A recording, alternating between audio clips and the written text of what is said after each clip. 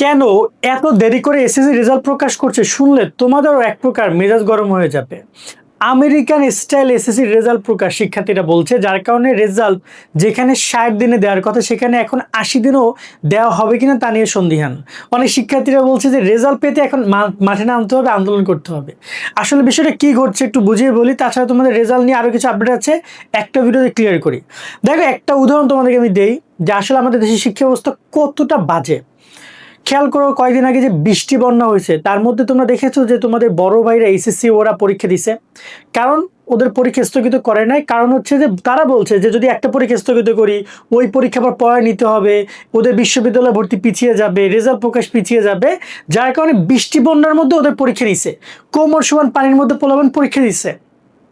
আর তোমাদের রেজাল্টের বেলায় যেখানে রেজাল্ট প্রকাশ করার কথা 60 দিনে, মানে জুলাই মাসের 20 তারিখে, সেটা এখন তোমাদের 10 আগস্ট, মানে প্রায় তোমাদের আরও 20 দিন, 80 দিন লাগছে।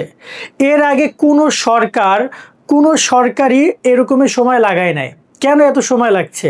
এর আগে আওয়ামী লীগ সরকার তারা সবগুলো 60 দিনে, এমনকি এর আগেও রেজাল্ট দিছে, করোনার মধ্যেও এর আগে রেজাল্ট দিছে। আবার দেখা যায় অন্তর্বর্তীকালীন সরকার শুধুমাত্র 2024-এ 66 দিন লাগছিল, কারণ 2024 তো বুঝতে হচ্ছে ওই সময় আন্দোলন হয়েছিল, তো ওই ব্যাপারটা আলাদা।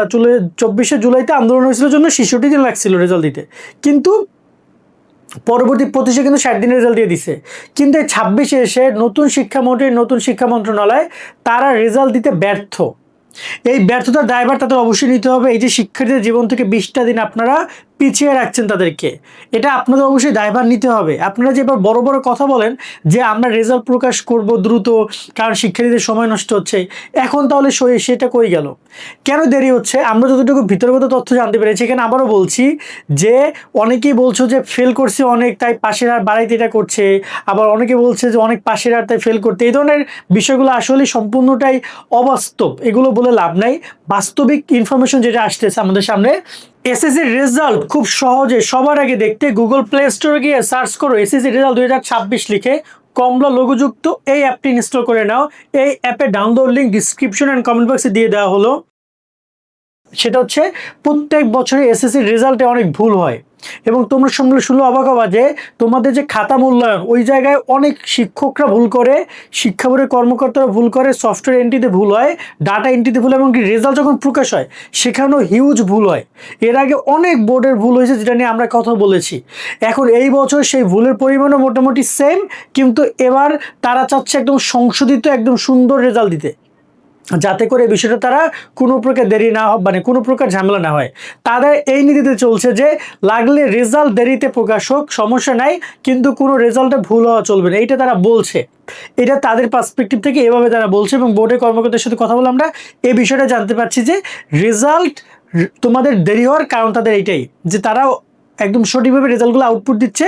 এবং এইবার আরেকটা ব্যাপার, যে জিনিস জায়গা থেকে চেঞ্জেস আসতেছে, এর আগে তোমার অনেকগুলো বোর্ড, 6টা বোর্ড, আমি যদি 6টা বোর্ডের নাম বলি, চট্টগ্রাম বোর্ড, তারপর হচ্ছে Jessore board, Dinajpur board, Rajshahi board, Comilla board, এরকমের 6টা বোর্ড তাদের নিজস্ব ওয়েবসাইটে মার্কশিট প্রকাশ করতো।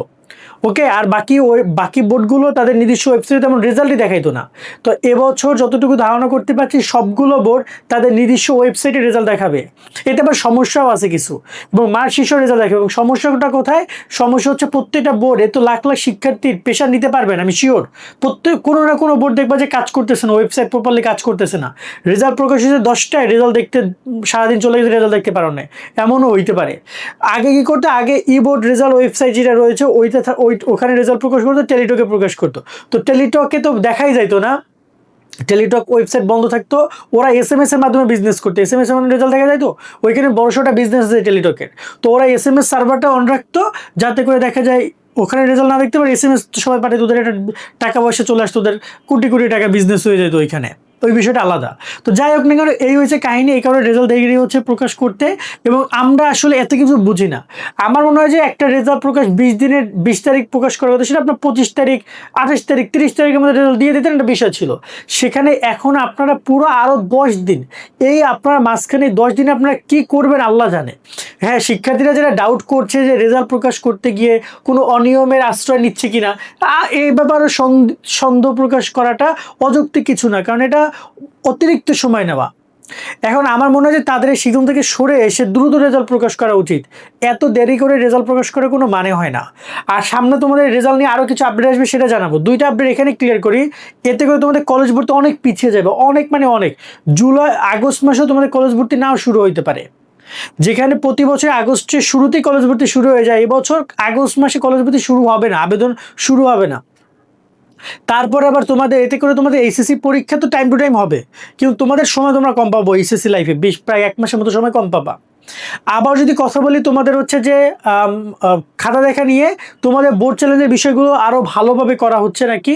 বোর্ড চ্যালেঞ্জ নিয়ে তারা এবার খাতাগুলো আরও একদম ভালো পূর্ণ নিরীক্ষণ করবে, পূর্ণ মূল্যায়ন করবে। এই পয়েন্টটা মাথায় রাখবো, যদি কারো রেজাল্ট খারাপ যায় তারা সেই জায়গায় সেই তথ্যগুলো পাবা বা বোর্ড চ্যালেঞ্জ করবা। বোর্ড চ্যালেঞ্জের পুরো ডিটেলস নিয়ে রেজাল্টের পরের দিন থেকে বোর্ড চ্যালেঞ্জ শুরু হবে, এটা নিয়ে আমরা কাজ করব। আর তার সাথে তোমাদের কিন্তু অবশ্যই গ্রেস মার্কের কোনো সুযোগ নেই, এটা মাথায় রেখো। কেমন? আজকের মতো ভিডিওটা এখানে শেষ করছি। আপডেটগুলো দিয়ে সকলে ভালো থাকবা। আল্লাহ হাফেজ।